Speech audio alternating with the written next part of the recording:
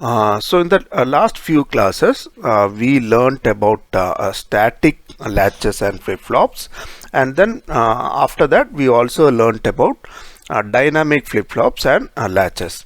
And in all these latches and flip-flops, what was important was clock, right? So clock played a very important role in all these circuits which we studied till date.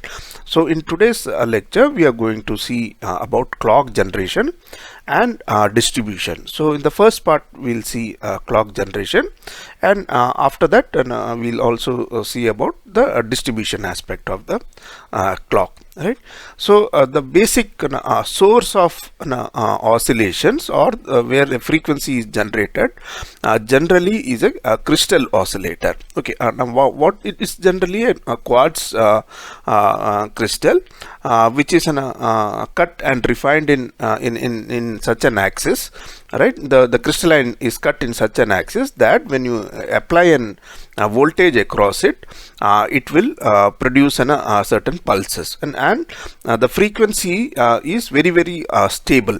So depending on how the crystal is cut and the material of the crystal, you get a very stable and jitter-free clock oscillations coming from the crystal. So this is one you will see on most of the motherboards. You will have some aluminum case like this. Inside that actually there will be a crystal, and then if you see the equivalent circuit of a crystal, it will be an tank circuit out here which oscillates at a particular frequency, right? So this is very stable. In fact, in very critical applications, so this with age, right, and with aging and things like that, with VDD variations and all, the frequency doesn't get affected. It is very stable. It does get a little bit variation is observed when the temperature of the environmental temperature is changing. So in very sensitive applications, we try to maintain the temperature also. So for that also a simple technique is used. So there will be a heating coil, and we try to maintain the temperature at around 60 degrees Celsius or 70 degrees Celsius. So there will be heating coil, so it will heat it, and the moment it reaches 60, it will be switched off. So because of the normal cooling fan which is available there in the PC, and the room temperature being less than that, it will start coming down, and then again the heater will be switched on, so you will be able to maintain that temperature. So for very critical applications, even the temperature of the crystal is maintained. Okay, so this is how a crystal oscillator is used for generation of the basic reference frequency, that is known as the reference frequency, and we'll see why it is known as the reference frequency, right? So this is only in the megahertz, around 10 megahertz to 200 megahertz generally the frequency which is available from the crystal oscillator. But then we need to generate much higher frequencies for our applications. Yeah. TXO, what is TCXO? Can you just temperature controlled oscillators can also be used. Yeah, TCXO means that, right? Can also be used. Okay. Now this is generally that from the crystal oscillator we just get the reference signal. Okay. So once the reference signal is available, temperature compensated crystal oscillator, yes, they are also available, so that if you don't want to maintain the temperature, then you could have a feedback system where you can modulate the total output which is available from the crystal. Even that is also can be done. Okay. Now once the reference frequency is generated, we need to have a much higher frequency. So this is a phase lock loops are used for that purpose. Okay, you have an like what this circuit does is like this is an VCO. VCO means a voltage controlled oscillator. So depending on the DC voltage which is available here, so it gives an output frequency out here. Now that output frequency, you can say, for example, this is a 10 megahertz signal, and I require an 100 megahertz signal. So what I do is I set the value of n as 10. So suppose it is 10 megahertz, and let's assume the required 100 megahertz signal is available here. So 100 divided by so I have set n is equal to 10. So if I set n is equal to 10, n is a variable which I need to set, so I set it as 10 now. So 100 which becomes 10, and 10 and 10 will be compared out here, and if both are equal, there will be no correction given here. Okay, so the VCO will continue to oscillate at 100 megahertz. For some reason, if VCO is not at 100, or if it is something higher than 100 or lower than 100, then divide by n won't give me 10 megahertz out here. So with reference is 10 megahertz, so now they will be compared, and you will find there is an error signal coming here, right? So there will be a finite signal coming here. Accordingly, the VCO will be tuned till it goes back to the 100 megahertz signal. Okay, so this is kind of. So once you fix the value of n, you can get multiples of the reference frequency out here, right? So also, suppose I want a 1 gigahertz signal, then I set n is equal to 100. So if I give 10 megahertz here, and 1 gigahertz is available here, so divide by 10 will give me 10 megahertz. So it will compare and say, okay, there is this is perfectly matching. So VCO will not be given any correction signal. So depending on the value of n, we can get the desired frequency at the output. Since this is very stable, the output frequency also will be stable out here. But then the thing is, it will be much scaled up higher frequency than the reference frequency.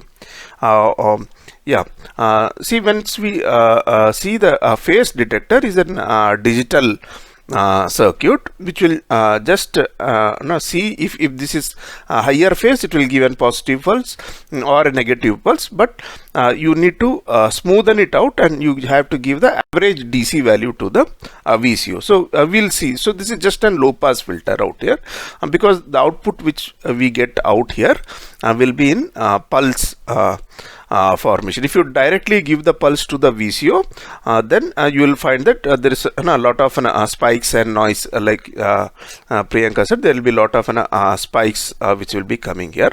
So the output out here, we are going to see this block now, and we are going to study what will be the output here.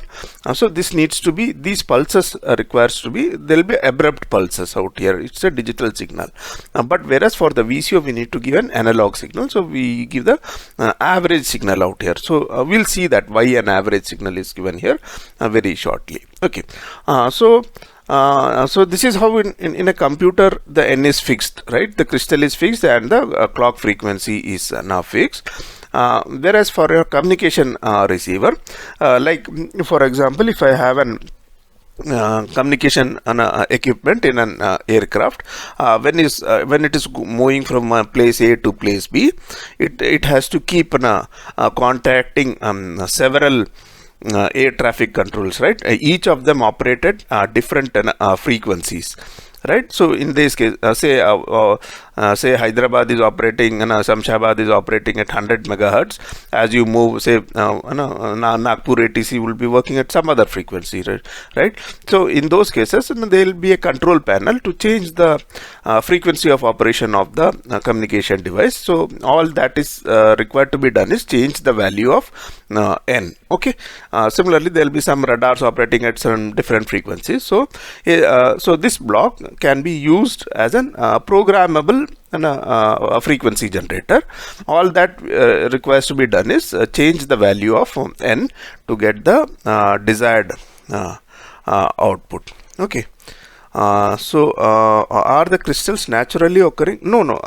The crystals are naturally, quartz crystals are generally available, but then they need to be cut in the proper crystal structure, like the axis where you cut, or what it is known as the lattice. Okay, so that has to be right for the particular oscillation to occur.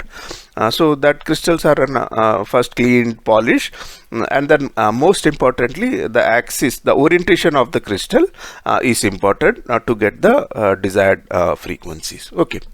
There's the same thing. So when you have an multiple chips on a system, generally we don't apply many crystal oscillators. You have on one chip, say you have an crystal oscillator system out here, where you give in crystal oscillator here, and it's generating the required frequency. Then you can send, using a divider circuit, you can send the reference clock next to the next circuit. Okay.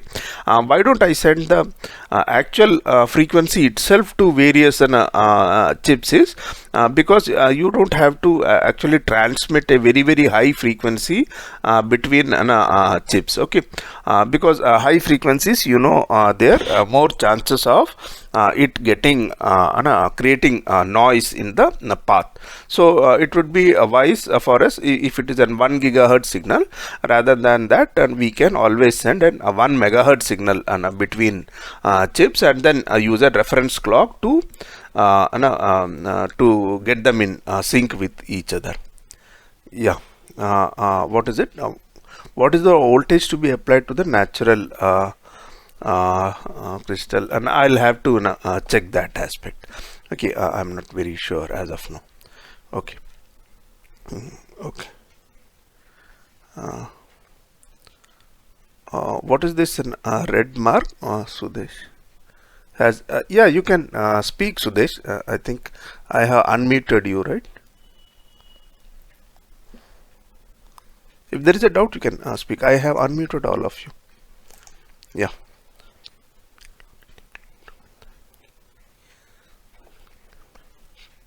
So there are many issues in industry of PLL not getting logged. Then in this case, what is getting corrupted in the circuit? Okay, PLLs don't get logged because there is an dynamic range available for the VCO. Okay, we'll see that. We'll address this issue soon. Okay, we'll see that. We'll take on that question. Okay.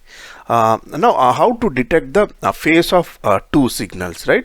So we said there is a phase detector here, which compares the phase of these two signals.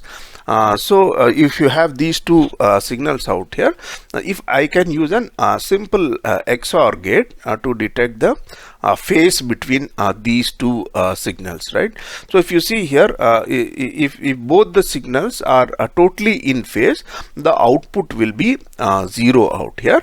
So in case they are out of phase, so you see here they are out of phase, so I get a positive signal out here, and here also they are out of phase because it is XOR. Right, a 0 1 or 1 0 will create a pulse out here. So you find these pulses. Now I don't want to give these pulses to an VCO, right? So if you see here, the more they are out of phase, the duration of on time will be more, and hence the average value actually indicates how much it is in out of phase, right? Is this aspect clear to you? Right, somebody wanted to know why a low pass filter is used, right? So if you see the duration of these pulses, okay, or the duty cycle of these pulses will be proportional to the amount of phase difference between these two signals, right? And hence if I take an average of this, right, then that will be the right thing to apply to a VCO, and for that purpose we are using an low pass filter out here, right? Instead of giving pulse, we just take the average signal. Okay, now using an XOR gate has got its own disadvantages. One, if this is lagging, or if this is leading, in either case you will get a pulse like this, right? So it cannot distinguish. Yeah, so in either case it will give an pulse like this, and hence I cannot make out the difference whether it is leading or it is lagging. Okay, so that is a disadvantage while having this kind of XOR gates as phase detector. Okay, is it clear to all of you? why that we can't use? Because of the for the positive, for the lag and lead, it will give the same kind of pulses. The DC value will be the same. Okay, is it okay? Yeah. Okay. So please repeat the last point one. Yeah, sure. See, what happens is, suppose this this is the reference clock, this is the clock which is coming out from here, the VCO. This is my particular frequency, and I have put divide by 10 here. I am comparing these two signals. Suppose this the frequency which I am generating is in this case, I will say it is leading, right? In this particular, why do we call leading it? Because in the time domain, if you see here, this has come early than the reference, so this is actually a leading signal. Okay, although it appears as if this is lagging, but this is actually a leading signal, because in the time domain this has come only. So this is a leading signal out here. Now if you see here, this is generating these kind of pulses. Now suppose this is lagging with respect to this, right? So after this positive edge is coming here. In that case also, it is lagging. Suppose this is here the phase difference is around 30, and again in the lagging also, if it is having the same phase difference, it will again create the same kind of pulses, and the average value will be the same. So when I using an XOR gate, I can, from the DC value, I cannot distinguish whether the generated phase is lagging or leading. Is it okay now, Prerna? Yeah, okay. So that is one problem. The second problem is, suppose the frequency is multiple times the reference frequency, right? Even in that case also, suppose it is, if this is the signal, you get a signal out here like this. Suppose it is the same phase difference but twice the frequency. In that case also, you will get an pulse train, but if you take the average, because the duty cycle will remain same, in that case also, you will get the same DC value. So when you are using an XOR, there are two issues. One, it cannot distinguish between the lagging or leading issues, and the second problem is, if the frequencies are in multiples, okay, even in that case it cannot distinguish. Okay, it can have the same DC value for, say, if it is if these two, if this is 10 megahertz, this is also 10 megahertz, lagging by 30, then if you have an 100 megahertz which is again lagging by 30, and if you take the pulse out here and take the duty cycle, you will get the same value.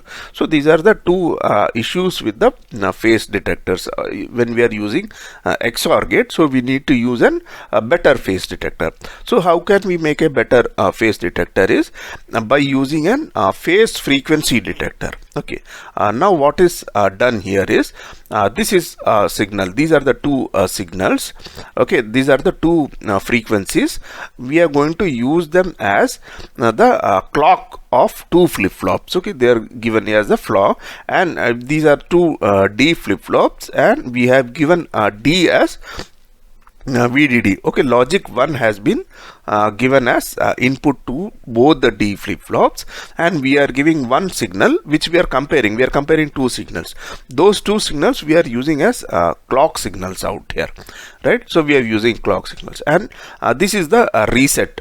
Reset means whenever this output is high, both the flip-flops will be reset to 0. So from Q we take here, we call this as an up signal, and from Q of the second flip-flop we take it as down signal here, right? Now if you see what happens, like this is the first A signal, and if you find this is B. Okay, now B is lagging, right? This is come first, and this is coming second. B is coming second, right, in the time domain. So that's why we call B as lagging. Now the moment this is a positive edge triggered flip-flop, right? So if you there is no bubble given here. So that means it is an positive edge flip-flop. Okay, you are aware of the symbols, right, which you learnt in your VLSI class. So both are positive edge. So during the positive edge of the A clock, this flip-flop will be set to 1, right? So this is the up signal. So up signal has been set to 1 out here, right? Okay, it has been set to 1 here, right? So this is 1 here, but the output of the NAND is 0 out here, because Q is 0 out here in this case. Now when the positive edge of the D flip of the B signal arrives, this will be set to 1. So this will come to 1. So 1 and 1 will give a 1 here. So both these flip-flops will be reset to 0. So you will find this up signal has got to 0, and this Q has gone up momentarily. So within one propagation delay of this and then the time required for it to reset, this also has come to 0, right? So again it will continue to remain reset till it experience the next rising edge of this A. In the next rising edge of the A, again you find the up signal is going high, right? Because A rising edge of the A, you find A coming here, and then rising edge of the B, it will be reset out here. So if you see, if you take the up DC signal, okay, average of up and average of down, then you can see that, okay, this requires to be the phase of the generated signal. It indicates it is lagging. So up means you will have to push it back little bit, right? You have to advance the timing. So this gives an indication. Is this graph clear to all of you? Yeah, Aman, Spurti, are you in sync? Yeah, okay. Okay, so now we can have so in here we saw that it cannot lag and lead, it cannot distinguish, whereas this can distinguish a lag and lead. Okay, so yeah, Ritu will repeat this. We'll try to see this particular signal, and then I will come back here, right? Now here in this particular case, if you see here, now the B is going, now these are two flip-flops which are used, right? You are giving an input signal D. This is the D flip-flop, right? During the rising edge of the clock, whatever is D will get reflected to Q. That's what a D flip-flop does, right? And D we are giving a VDD. So that means whenever there is a rising edge of the clock, the output will change to high, because D we have given VDD. So this indicates VDD.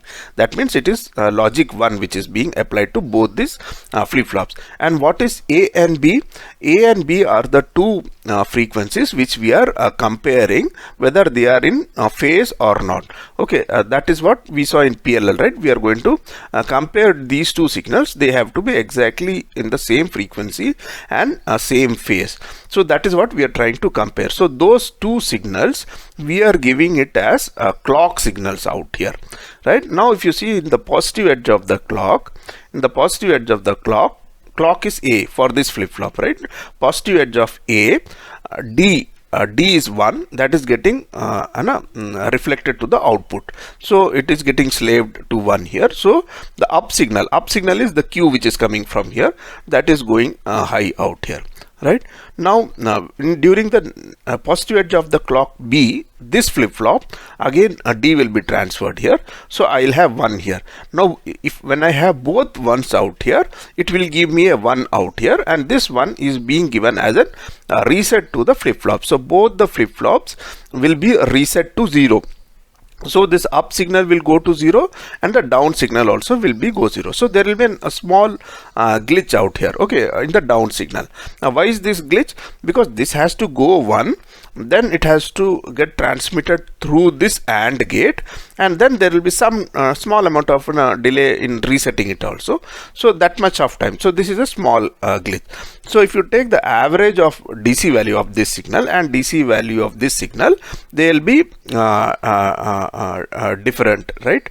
So there will be propagation delay of AND gate of this gate, because this has become 1. When this becomes 1, now this 1 has to come here, right? So that there will be a propagation delay of AND gate. Okay, yeah. So if you see the duty cycles, a duty cycle, if you compare the DC values of these two signals, then I will know whether okay, yeah, the signal has to be the signal this B requires to be advanced in timing, right? Now if you see what happens if here if B is leading, okay, in that case what happens, right? If B is leading during the positive edge of the clock, right, when the B is going high, the down signal will go high. Okay, so you will find the down signal is going high out here, and then when the A signal is going high, you will have up signal also going high, and then this AND gets activated, and both of them will be reset to 0. So you will find now the reverse is happening out here, right? When A is going high, B is going high here, the down signal has gone. It's the same circuit, okay? It's not that both the waveforms belongs to the same circuit. Only we are discussing two different conditions where the here B is lagging A, and here B is leading A. So if you see here, now this is an up signal is giving small spikes, whereas down signal has got a greater duty cycle here for the same for this particular signal. So that is why you will have depending on the DC values here. Now here we know that okay, the down signal is higher, so accordingly I need to introduce some lag into this waveform. Okay, so this is how we can come to know if the signals are in sync. Yeah, if they are perfectly in sync, then there will be no if both the signals are perfectly in sync, then the up and down signals will be 0. Okay, yeah. So this is what now also if like in the XOR gate we saw, if the frequency is in multiples, still it will give a different the same kind of DC signal. So that doesn't happen in this particular signal. Now if you see here, this is just a multiple of this frequency. So here in the positive edge of the clock, you will find the up signal is being triggered out here, right? When B is going high, again this is getting reset out here. Now again in the positive edge of cycle, this is going up here, and then when this is going high here, now if you see here, B is going high here, whereas A is also high here. So you will find in during this particular edge only, when B is going high here, when both are high, only then this will get down. You are getting a down signal. So again in this case also, even if the frequencies are different, you will find the average DC component out here and the average DC component out here will give me an indication that both the frequencies are not in sync. Okay, if both the frequencies are not in sync, then the average values will indicate which now if this is of a lower frequency, this is of a higher frequency, then the down signal will have a higher DC component. So this particular is, that's why this is known as a phase frequency detector. It can detect any variation in frequency as well as phase, and accordingly it will give two signals, okay, up signal and down signal. Now from the up signal and the down signal, now we need to try and make a DC signal out of it, right? So which is equivalent to, so we generally use a charge pump. Okay, charge pump is nothing but if you have a current source, whenever this voltage requires to be brought high, you can switch on this, right? So this voltage will start increasing, and whenever there is an down signal, you can close this switch, so this will start discharging. So depending on how much time the up signal is, this signal, this switch is closed and this switch is closed, depending on the ratio of the timings of these two, the net DC voltage here will be proportional, right? So that is how you can convert this up signal and down signals into an DC voltage to be given to the VCO, right? Now this is one way of implementing a charge pump. This also can be done here. Now if you see, whenever there is an up signal going out here, so inverter will be this will be 0 here, this PMOS will be switched on, so the output node will be charging towards a high, and whenever the down signal is high, then the NMOS will be switched on. So this output will be starting to it will start coming towards 0. So this is the signals out here will be dynamic in nature. It will be a pulsed in nature, but the average value out here, if you put a big capacitor out here, the value across the capacitor will be the average of the up and down signals. Is it okay? Yeah. It depends, right? You can put an capacitor also if you find there is lot of ripples there, right? So you can put, but the problem is, so there will be always be a trade-off. If you put a very large capacitor, so whenever there is an frequency change, it will take that much more time for it to get stabilized. It's like a control system out here, right? If you damping ratio you might have learnt in your capacitor in your control system classes. So similarly, if you put a very small capacitor, then there is a possibility of overshoot and stabilizing. So that once you do certain simulations, so you will get why a delay after a gate here. Okay, this is an delay. Let me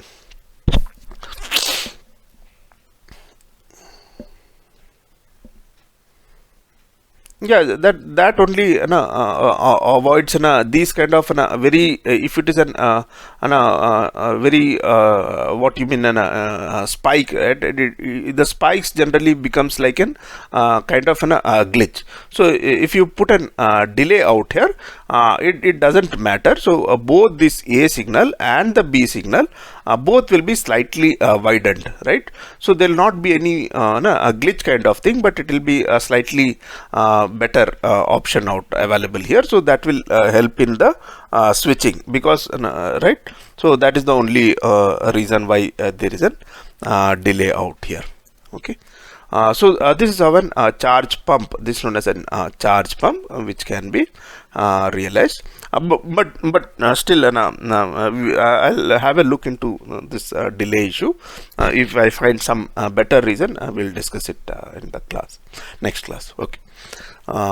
So now this is like so VCO is also, now we have learnt about what and how an PFD design. We have learnt about charge pump. Divide by n, I think we don't have to discuss, because right, divide by n can be amplified by an register. You give an input signal and right, you know how to make a divide by n in VLSI classes we have done, right? So you can use a simple D flip flop, and if you give an clock and you give you use it in the toggle mode, the output will get divided by 2. So you can use a similar instead of a single flip flop, if you use an register, you can get different values of n, right? So that by using simple flip flops, we can divide any frequency by n, right? You understand this, right? If you have a D flip flop and you configure it in toggle mode, or if you have a T flip flop and you put give a high signal, so every time the clock goes during the positive edge, it will make a transition from 1 to 0 or 0 to 1, but then the frequency gets divided by 2. Okay, so that is from the basic VLSI class. Okay, so we can have now what about the VCO?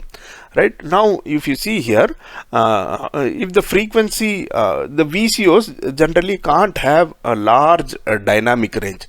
That means every VCO will have an operating frequency of say this particular frequency is say 7000 megahertz or something, right? And then for a certain DC, within certain DC range, input range, it can go up to say 8000 5,000 or 6,000, right? So it will be linearly operating in this range. But for some reason, if the frequency is beyond that, then it won't be linear. So these are the issues which generally, if the frequency is like for some reason, if this frequency is way beyond the frequency which is these two frequencies have got large variation. In such cases, the tuning range will be beyond the capability of this VCO. So any physical VCO which you realize will have an useful range in which you can tune the voltage, and it will be linearly, it will be increasing.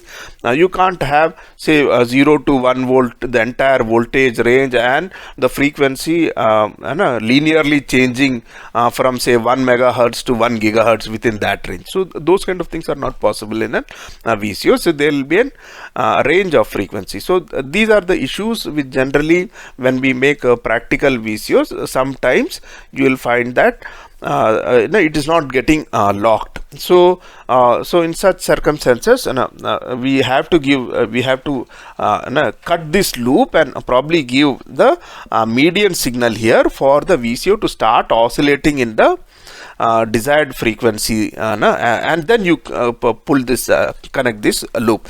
When you are starting this VCO and there is this voltage is totally 0 or something, then the VCO is operating in some range which is totally away from the desired frequencies. So in that case, it won't get locked at all. So in such there are issues where you have then that is known as an lock range, and I'm not very sure that locking range is there. So if the frequency is only within that range only, then VCO can be locked for that particular operation, right? So you have to be have the those issues. Yeah, we'll just see an internal operation of the VCO also. So if it doesn't get locked, what will happen? Then it will keep giving some junk frequency out here, right? So it will not be in sync here. So that is an undesirable thing. So generally, when we start this VCO, right, we need to give some signal out here which will at least bring the VCO in the desired region of operation, and then make this loop. Then it would work fine, right? So the most of the issues come when we are switching on the power supply. In that case, if this VCO is starts oscillating in frequency which is beyond this loop capability, then it is known as it is outside the loop, right? So once it gets locked, then it will continue to oscillate in the correct frequency.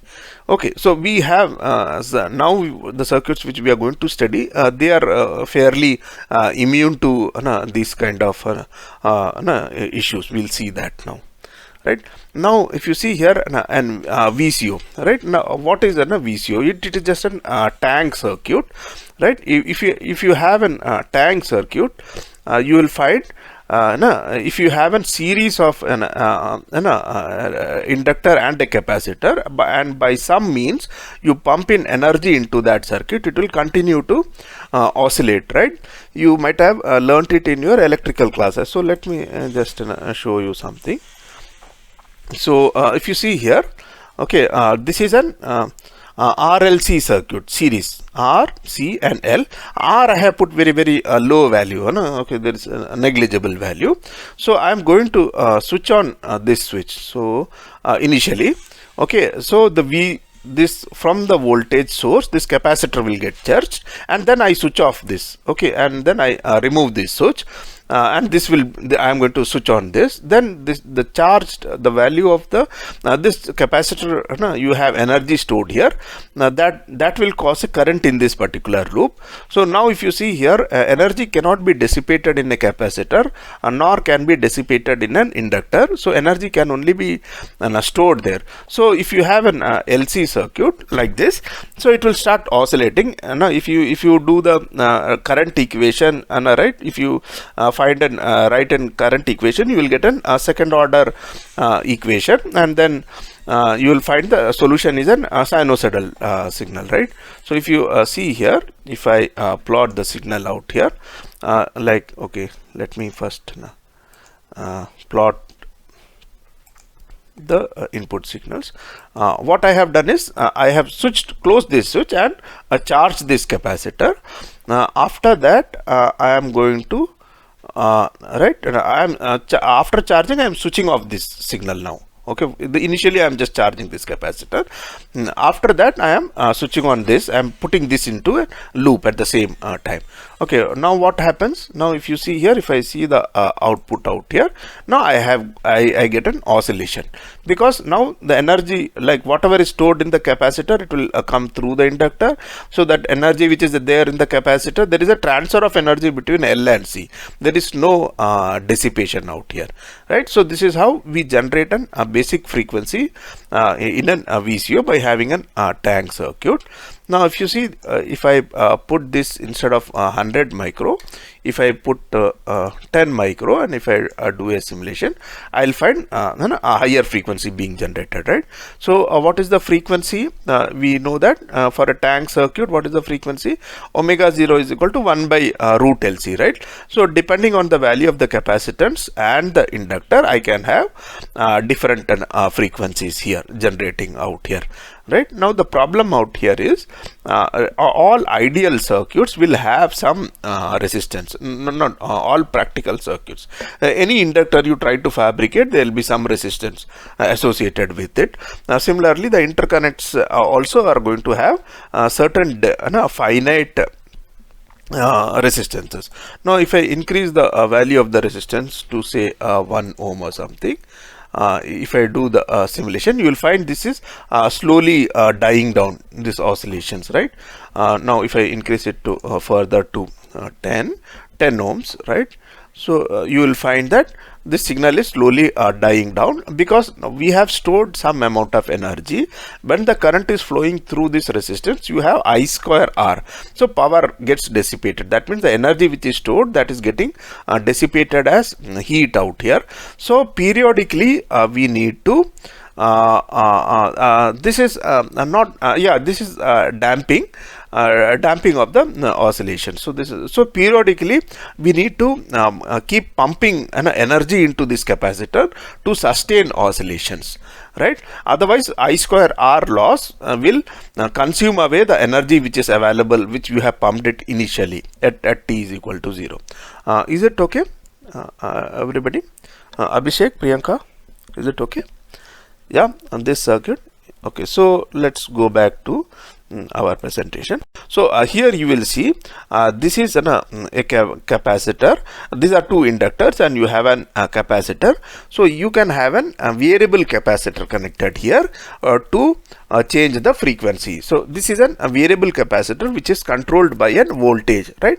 So you can have a simple PMOS also here with the source and the with the gate and the body, and with the source and the drain shorter to each other or left open, then it will become a varicap, like MOS capacitance you might have learnt. If you want to revise that, only yesterday I took the MOS classes in the VLSI class, where I have explained that you can use an PMOS as a variable capacitor. With the DC voltage being given to the gate, the capacitance will change. So this is the tank circuit, right? Now periodically we need to pump in energy into this circuit, right? So for that you have these two transistors and an NMOS. So periodically you give a small signal out here on. So when this transistor switches on out here, so you have two transistors here. Suppose this signal is high here at that particular moment whenever we are giving a signal here. So now the current will flow from this through the inductor, right? Because now this is on out here. So if this is high out here, and this, because this is a sinusoidal signal, there will be out of phase here. So one of these transistors will be switched on, and the current will flow like this, right? Either it will flow through this path or it will flow through this path, okay, depending on when the signal is arriving, whatever is the state at these two nodes, the current will be flowing here, and then when it goes off, right, immediately this will get switched off. But then this current which was being flown into an inductor cannot instantaneously come to zero. So the moment this gets switched off, this current will start flowing into the capacitor, and the capacitor will get charged. So this is by giving small pulse out here, we can pump in the energy at regular intervals so that the oscillations are sustained. Is this operation clear to all of you? Right, you have a tank circuit and you have a capacitor. You have a tank circuit. Yeah, you have a tank RLC network out here, right? So no, there is resistance is not shown here, but this inductor will have resistance when you are actually having a circuit. Right, so there will be a resistance out here. It is not shown here, the interconnect resistance and all. So theoretically we don't put an extra resistance, but when you are fabricating it, obviously inductor will have, because the core is some copper winding or something you will have, right? So it will have some inbuilt resistance, so that will damp the circuit. Okay, so this is, you have just connected an LC circuit out here. Now you have to initially pump in some energy into this circuit, or you have to put some right, periodically also you need to put in. So when you give a small pulse out here, if you see there is a capacitor here now, so these two voltages will be 90° out of phase. If it means it is 90° out of phase, means either this will be 1, or it will be high, it will be 0, it will be 0, or it will be high here, because there is a capacitor out here, right? So suppose this is high out here, right, it will be so you will find there is a path available whenever there is a trigger signal coming here. So there will be a path available for current to flow through these transistors out here, right? So at that time there will be current established in this inductor, either here or here, depending on what is the phase at that particular given time. When the transistor signal, the input signal is removed out here abruptly, then the current flowing of the inductor cannot come to zero immediately. So that energy continues to remain in this circuit, so that will charge this capacitor, and then it will continue oscillation in that phase. So that is how this circuit functions. Is it okay now? Right, so these are again variations of the same circuit. You can have some the same, there is here the PMOS is used instead of NMOS. Here it is cross coupled use. Okay, so as long as you understand what is the basic philosophy, it is okay out here, right? According to PL, we assume that the DC voltage is given as input. So why are we giving the pulse input here? No, the DC volt, this is the pulse input for here. That is only to charge this circuit. And nice, you asked this, Hussein. So the DC voltage which is coming is applied to the capacitor, variable capacitor here, to change the frequency. Right? What is VCO supposed to do? VCO is supposed to change the frequency depending on the DC signal which is coming here. So now we have a component out here, a variable capacitance here, whose capacitance is proportional to the DC voltage, and that you can realize using an PMOS. Right? So this pulse is different. That is to keep the energy levels to sustain the oscillations. Is it okay, Hussein? Yeah, for all of you, the DC voltage which is coming here, okay, what is that DC voltage, what is it is supposed to do? It is supposed to change the frequency, right, oscillation frequency, right? And how do we change that? By changing the capacitance value. So you have a vary cap here. Vary cap means variable capacitance.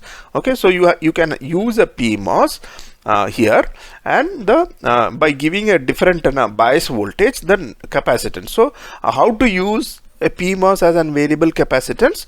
If somebody is interested, you can just refer to my yesterday's VLSI class. Okay, so you can find that lecture in the in my DC voltage will be given to the DC voltage will be DC voltage will be given to the MOS cap, right? Okay. Now you can also have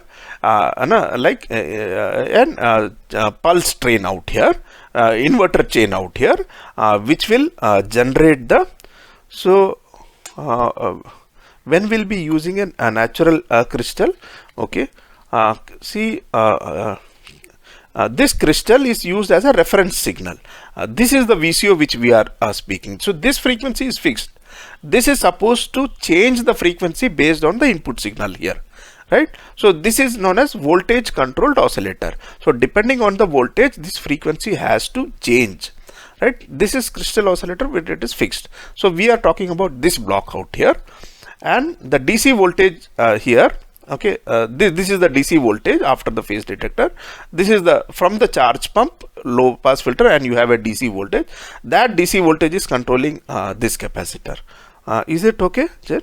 Okay. Yeah. And now you can also, if you have a chain of inverters, right, like this, so then also it will result in oscillation, right? You have a chain of inverters, you can get oscillation, right? You make a chain of inverters like this. This will be 0, this will be 1, this again it will, because of certain propagation delay, you will find if you apply a 0 here, it will come 1 here, that will become 0 here, this will become 1 here, this will become 0 here, again this will become 1 here, that 1 will come here, again make it 0 here. So that will keep. So as long as if you have odd number of inverters lined up like this, connected, cascaded like this, it will create a pulse train. Okay. Now to change the frequency, if you change the delay of these inverters, right? So each of these, it is a simple inverter like this, right? Suppose it is a simple inverter. So if you want to change the delay, okay, so what you can do is you can change the bias current, okay, the current which is available to each of these inverters, the switching currents, like if you change the VDD or the bias currents, then the delay changes. So you can have this control signal out here. So depending on the control signal, the delay of each of these inverters will change, and hence the frequency, the net frequency changes. So this is known as a delay locked loop. So instead of an analog VCO, we can use this kind of, which is much more stable, and they generally this doesn't get this operates in the desired region as long as you give an appropriate control signal. Is this operation clear to all of you? Okay. So you can have this kind of implementation also.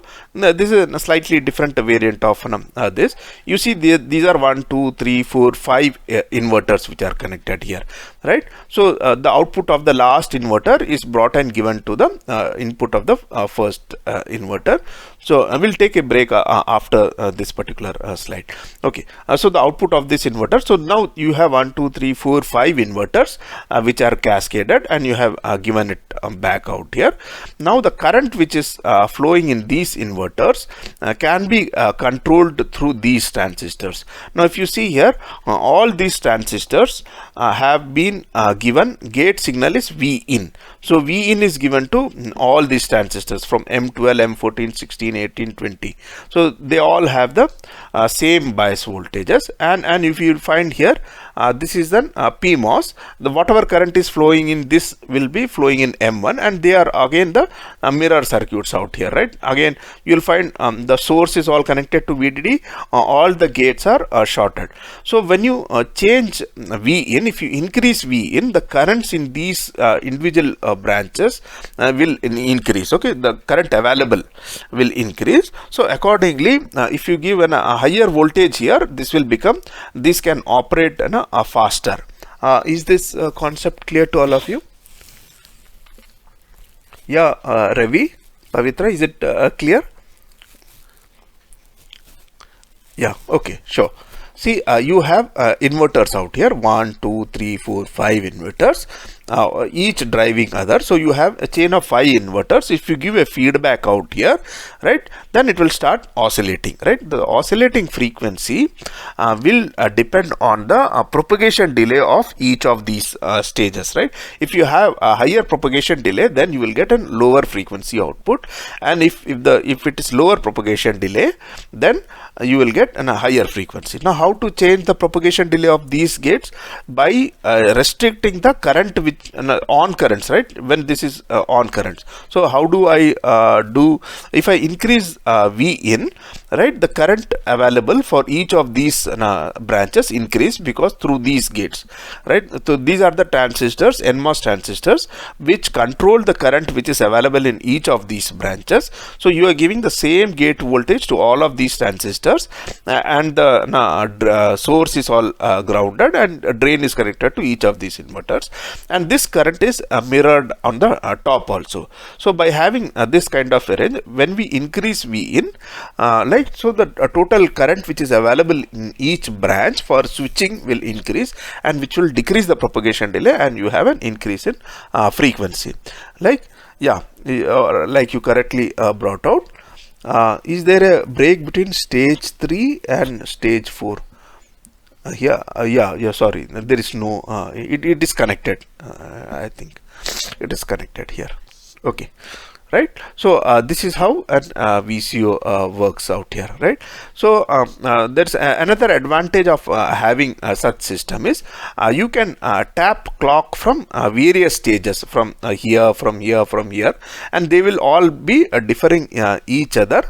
But is it static, right? What do you mean static, right? Can you just explain what's your doubt? So the doubt is like here the Vin is here increasing, and accordingly the delay decreases. Yeah, But Vin has to be dynamic, like change of Vin only creates a change in output. That is the frequency. correct. Pulse output is coming out only when there is a pulse input, right? No, not required, because you have made a chain of inverters, so they will continue oscillating. Oh, okay, fine. That will continue. Okay. Now, if you tap the clock output from different stages, so you will find there is a phase difference. Okay, so in certain applications you require a 4-phase clocks also. So you can take these kind of clocks also, right? Is this understood, right? From different phase, right? Okay. So before we take on a break, let me show you the simulation also. So now this is the same 1, 2, 3, 4 VCOs which is connected out here. So let me put it as V in, right? So this is the input voltage, control voltage. So I am giving two different control voltage, 0.8 and 1.6. okay, two different voltage, and I am going to see how this is going to affect my. Now if I see my output out here, what's happened?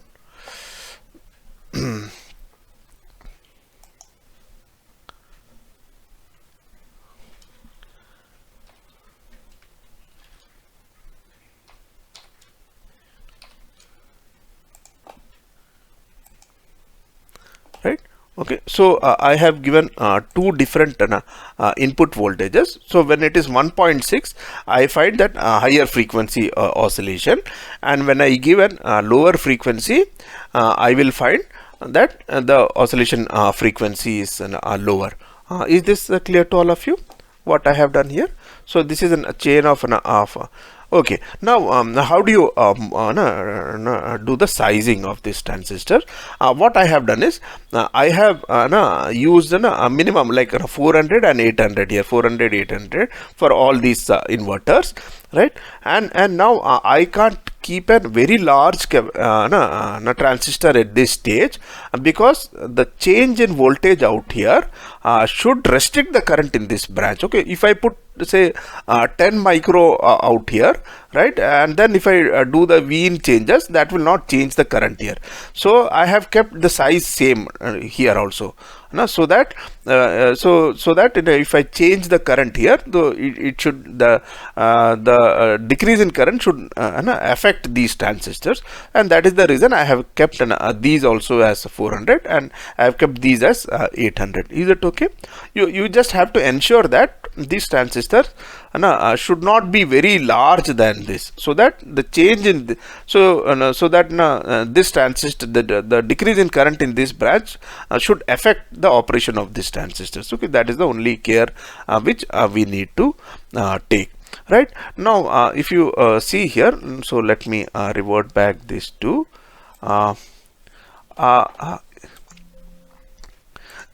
yeah, this will be there for an when you switch on your power supply, for it to get stabilized, for that 0 to go to transmit to one end and come, so that kind of things will be there, so that is not an issue, right? And of a kind of 5 inverters delay, yeah, you can tell that, so that could happen. So let me do something more out here. Let me put it to 0.8, and then let me just remove this step parameter. So this is the output frequency. Now if you see here, it is not an square signal, right? So this is not an ideal clock or something. So what I have done is, here I have taken this output out here and I put 2 more inverters out here, right? Now if you if I try to plot the signal out here, right, so I'll get an square signal here, right?